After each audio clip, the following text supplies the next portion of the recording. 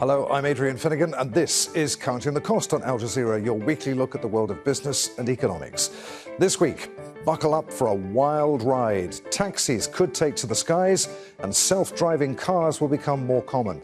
Transport is changing rapidly. So what does the future hold? Health crises and geopolitical tensions have interrupted global trade, but the way we move goods is also changing. Can new technologies help to solve supply chain disruptions?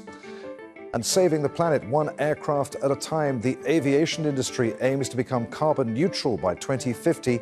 Can it make the transition to sustainability, or is it all just hot air? It is the glue that binds economies. Transportation connects people and businesses worldwide. But the choices we make about how to get from one place to another can have a large impact on the environment. Transportation is responsible for around 37% of global greenhouse gas emissions.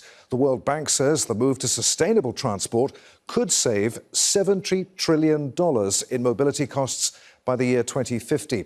Now, as governments look to the future, they're aiming to decarbonise their economies and shift away from fossil-fuelled vehicles. But does the future of transportation look smart? Katia Lopez-Holayan reports. No longer science fiction. New technologies could revolutionize transportation as we know it, from our roads to the skies. Some projects may seem light years away, but others are already being tested.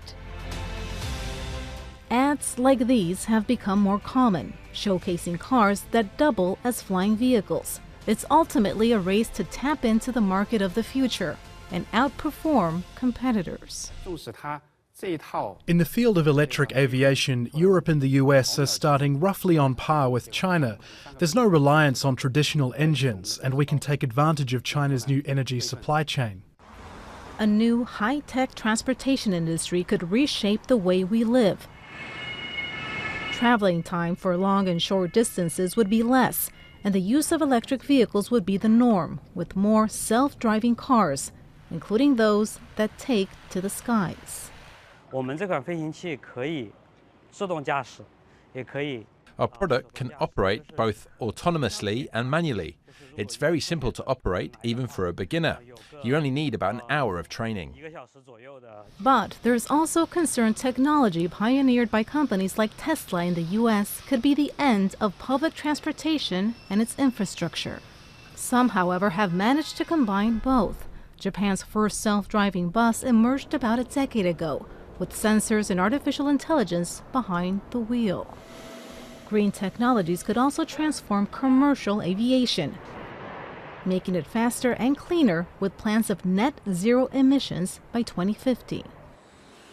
Then there's trade within the global economy. Companies are looking at AI systems that would change the industry, simplifying logistics and deliveries by digitally synchronizing shipments. The transition may be exciting, but it's also expensive. Projects need funding and lots of it, as well as backing from investors and ultimately government clearance. The path towards high-tech transportation isn't fully clear just yet, but it appears there's no going back. Katia Lopez-Holayan, Al Jazeera, for Counting the Cost. Well, changes in the transportation industry could transform how some countries do business, but changes in trade, well, that would impact the global economy. The world's commerce reached more than $30 trillion last year alone. It includes everything from petrol to home appliances and most online shopping. The COVID-19 pandemic was a big wake-up call. Instead of relying on offshoring, there's now a greater push for nearshoring that secures supply chains closer to home, especially since more than 80% of goods are transported by sea. Wealthy nations are also looking to integrate artificial intelligence into their supply chains, but the move could widen the gap with developing nations that don't have that technology. There are no shortcuts to sustainability, and the process is costly. Decarbonising shipping by 2050 would cost an estimated $2 trillion, according to one report, mostly to cover land infrastructure and new renewable energy facilities. Now, when it comes to aviation, the industry is facing its own set of challenges, particularly in going green. Most commercial aircraft use jet fuel, which is responsible for around 2.5% of global CO2 emissions. Shifting to sustainable fuel could cut carbon emissions by as much as 80%. But it's more expensive, at least at this point, which would mean higher prices to move people and goods. The European Commission predicts that by the year 2050, demand for flying could increase aviation's greenhouse gas emissions by more than 300% if no drastic measures are taken to reduce them. Well, all this data could be somewhat overwhelming, so let's break it down to an individual level. You and me, on average, one person has an annual carbon footprint of around 6 tonnes. That's according to a UN report. Not having a car can reduce that footprint by up to 3.6 tonnes. Switching from a regular car to an electric vehicle could also be a game changer. It can lower drivers' greenhouse gas emissions by around 2 tonnes per year. Well, there's a lot to unpack here, so let's get to our guests. Joining us from London, Adrian Mars, a technology consultant specialising in futurology. From Hampshire in the UK, John Fagan, he's the transport leader of the UK, India, Middle East and Africa at Arup. And also in London, Alex Macheras, who's an aviation analyst. Gentlemen, a warm welcome to you all. Adrian, let's start with you. You can already hail a driverless cab in some US cities. How long before we're all flying around in airborne cabs? I think probably longer than is being predicted is the answer. There are a lot of barriers to it going absolutely mainstream. To get it really cheap, we need pilotless ones. And there's a lot of, I think, public worry and concern about any pilotless plane. I think we'll see relatively small-scale things happen fairly quickly. Certainly in Saudi Arabia, they're pushing it very, very hard, and the regulatory environment is very sympathetic. In other places, they're experimenting with segregated airspace, so along very specific routes, which makes things much easier to arrange. And the safety of these things should be way better than helicopters. They don't have rotors that have to tilt. They have electric motors rather than aviation fuel-based stuff. Which are inherently more reliable, and they have multiple rotors, so there's a lot of redundancy. So it's very, very promising, but it's not going to compete for quite a while with cars or with ground transport. It's still an aircraft. Maintenance is expensive, pilots are expensive, and R&D is expensive. So I think it's coming, but maybe for airport transfers, maybe for specific use cases, very wealthy people. But I don't think we'll be nipping to the centre of our cities on a daily basis as an air taxi for some time. All right, let's come back to the near future then. John, fewer people will own their cars outright in the future. Carpooling, ride-hailing, short-term rentals will be preferred. How will manufacturers have to restructure their business models in the near future? How will manufacturers need to structure their business models?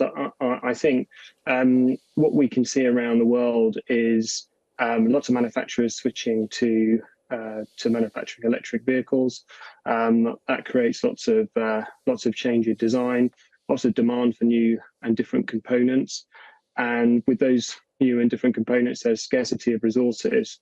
So I think we'll see a shift to people not owning things outright. So greater sharing of cars, and as people change their preferences and behaviour as well, they won't want to invest as much money in owning a car, and they'll be more predisposed to sharing something. So the industry and manufacturers are going to have to evolve and change how they sell cars to people as well. Alex, let's talk about the business of aviation then. First of all, the question we asked at the beginning of the programme, will the aviation industry ever be carbon neutral? And what is its future? More people want to fly, but obviously they don't want to damage the environment. Will all the airlines that are operating in the world right now survive, or are we going to expect to see further consolidation in the industry? Well, Adrian, I think we're going to see consolidation whether or not aviation is successful at decarbonising, especially in markets like Europe. But to go to the ultimate challenge that aviation faces, it is, as you have highlighted, the fact that aviation is projected to continue to grow to record numbers, and also in markets that have not yet matured in the ways that some other markets have. And at the same time, we have the pressures of the climate crisis. And how does aviation actually decarbonise? How do we have measures that genuinely bring down the way in which air travel pollutes and is able to ultimately become a cleaner, greener version of itself? Is that possible?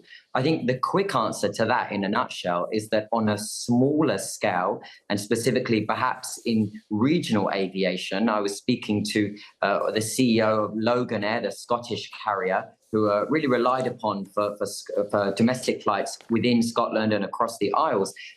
They are likely to be among the first with other airlines to be able to make that progress at a smaller scale. And that is because we have massive limitations in terms of the amount of sustainable aviation fuel that is available to us today, the fact that batteries remain incredibly heavy and therefore not super helpful for something that you're trying to get off of the ground, and also in terms of funding and scale. So there are complications ahead, but we will see progress, but it's definitely going to be a slow and steady start to what this journey will eventually become. So let's talk about alternatives to flying, Adrian. How important will high-speed rail be in the future? It's still impossible to travel directly by rail between some European cities. That's not the case in China, which has invested heavily in high-speed rail. Is that the future, do you think, rather than aviation? We'll be travelling more by train than flying between cities?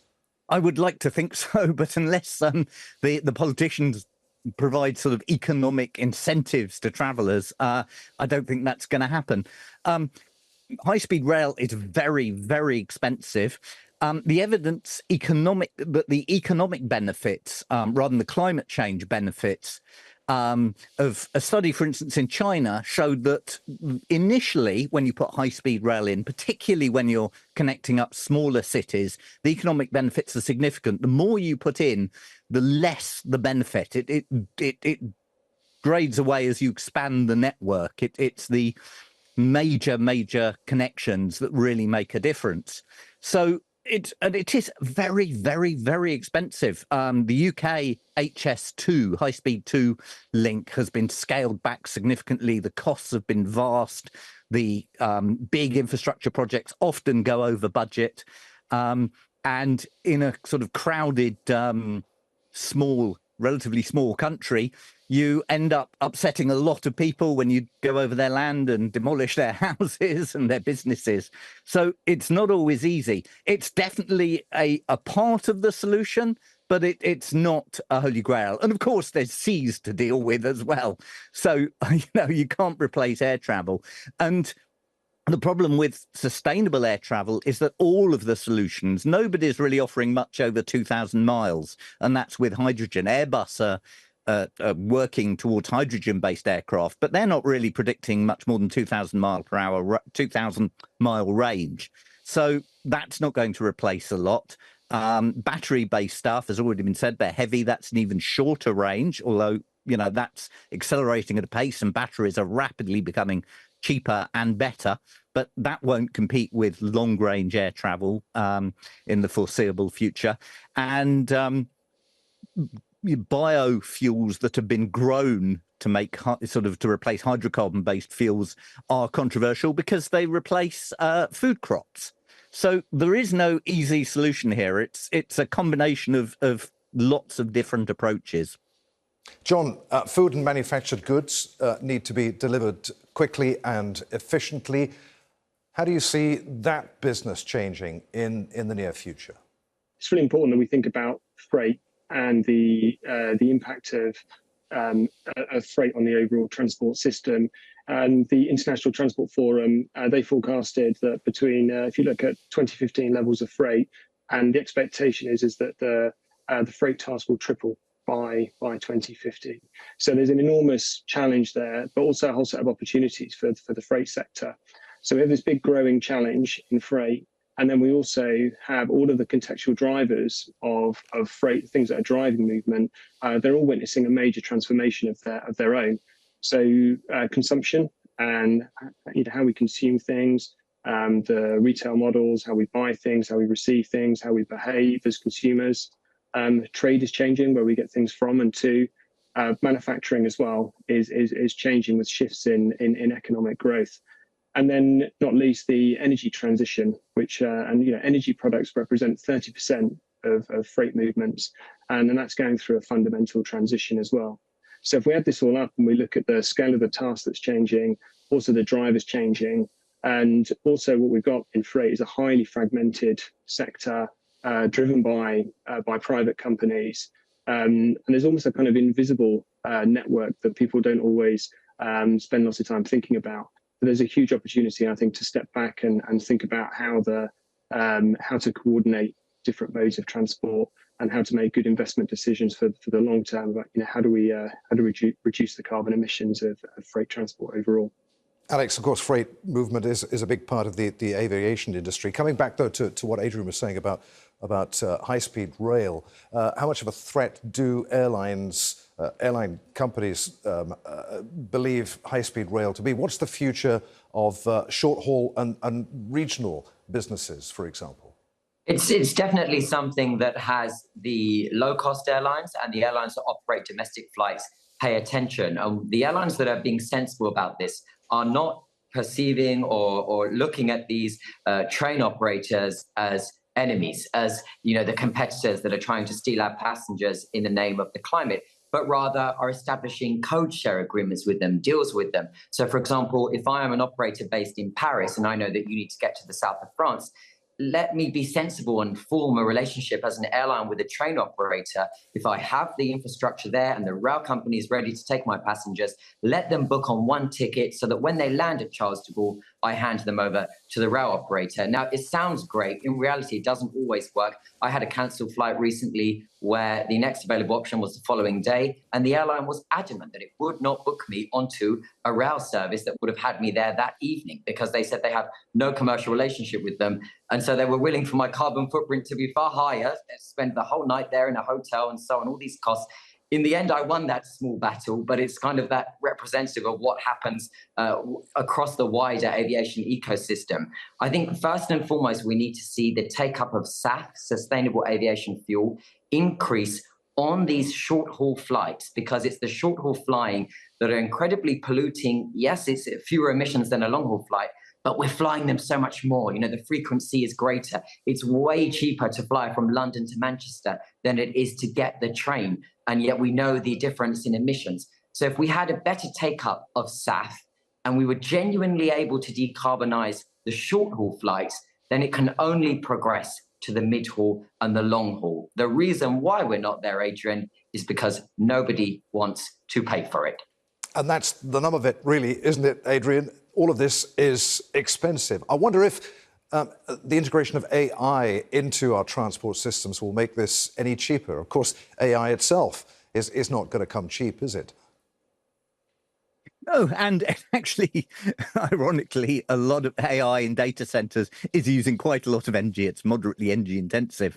But yeah, I mean, planning low carbon routes does already save energy. I mean, last mile delivery is planned using a lot of technology to reduce fuel consumption. And the economic motivation is there. You don't have to regulate that.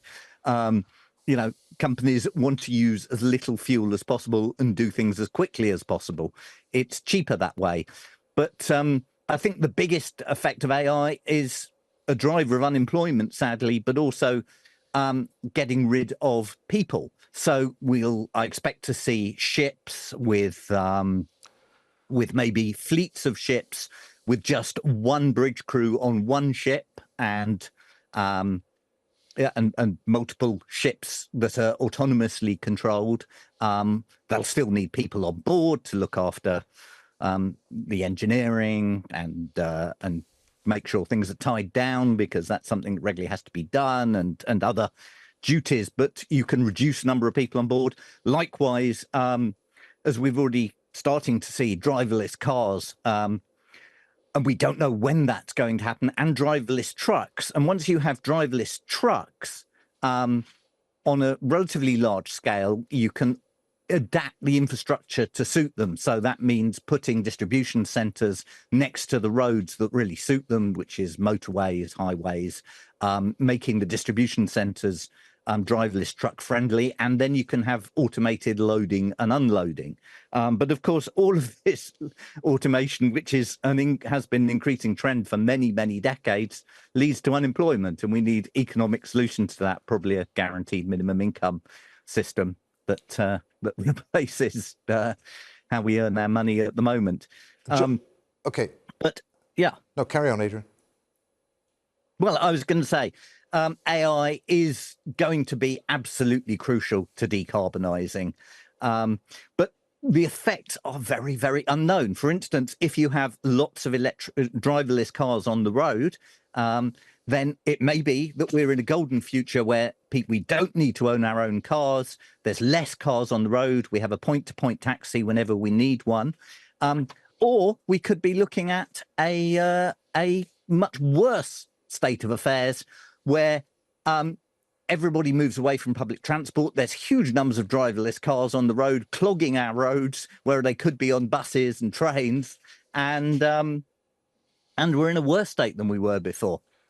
John, AI is already making inroads into the business of logistics and moving goods around. How do you view the future with AI?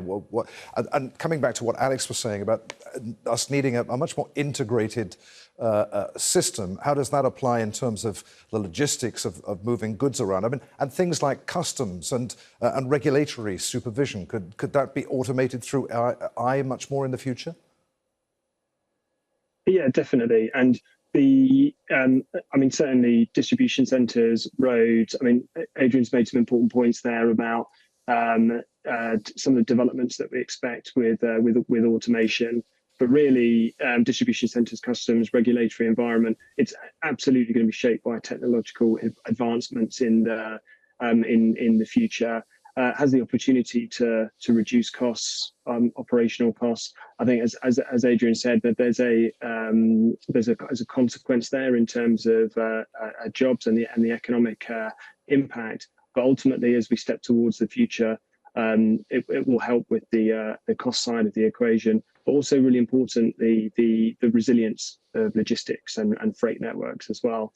As we've already discussed, the scale of the transport task is growing significantly. I think the opportunity is to step back and look at the role that each mode needs to play within the transport task, including freight, so that we invest wisely in each of the different modes, so we get complementarity in terms of the tasks that they're taking on. And if we look at the cost overall, I think the real challenge is who's going to invest and pay up front for some of the infrastructure that we need to get moving in the right direction. Alex, what role will AI play in the future of the aviation industry? I mean, it's already playing a role in aviation now, but how much more integrated will it become? And are airlines seeing it as something of the future? Are they willing to invest in it? Absolutely. The investments are already underway, and AI is making its way firmly into the heart of airline operations. It has immense roles to play when it comes to scheduling, rostering, fleet, maintenance, planning. It's able to foresee what needs to be where and when. It's able to figure out in half a second how to get this crew from that station where this aircraft is on the ground to here with as little impact on the fleet and then passengers and cost as possible. So it's able to do all these equations that would typically take time and manpower very, very quickly. And that's something that is in use today, along with AI's role on everything that is kind of customer facing and the sheer number of people at any one time calling to ask about their luggage allowance or to find a lost bag. And that's where AI is really shining in these kind of areas. I was recently with a group of airline CEOs in Hamburg where we were looking at different solutions that are all AI based in terms of, the promise of never losing your luggage again, knowing exactly where your bag is at every single phase of the journey. of being able to empower passengers their way to decarbonise through purchasing sustainable aviation fuel through systems that are fully integrated with AI at heart, knowing exactly who to offer it to angle it to the privilege, the platinum tier of the airline loyalty schemes, to angle it to those that are more conscious about their footprint, perhaps young travelers. So it's definitely there. Okay, Alex, almost out of time, but one last question to you. To what extent does the future, do you think, belong? I'm not just talking about aviation here, but to what extent does the future belong to those with the deepest pockets in terms of transportation? I think we are seeing a trend in aviation that luckily the air travel continues to remain affordable and will continue to remain affordable as more markets kind of come online into the aviation sector. We've done Europe, we know how sophisticated it is across Asia, Southeast Asia, the Americas and so on. Africa and the countries that make up the continent really need that chance for growth. And that's why the sustainable options must be there for those that have already polluted enough to decarbonize, but to enable the growth and the interconnectivity across continents like Africa that really deserve that connectivity because ultimately aviation is projected to grow in record numbers on a continent with the world's youngest population forecasted over the next 10 to 15 years. Gentlemen, there we must end it. Many thanks indeed for being with us on today's edition of Counting the Cost. Thank you. And that's our show for this week. If you'd like to comment on anything that you've seen, I'm at A Finnegan on X. Try to remember to use the hashtag AJCTC, or you could drop us a line. Counting the Cost at aljazeera.net is our email address. As always, there's plenty more for you online at aljazeera.com/CTC. That takes you straight to our page. And there you'll find individual reports, links, indeed entire editions for you to catch up on. But that's it for this week's Counting the Cost. I'm Adrian Finnegan from the whole team here in Doha. Thanks for being with us. The news on Al Jazeera is next.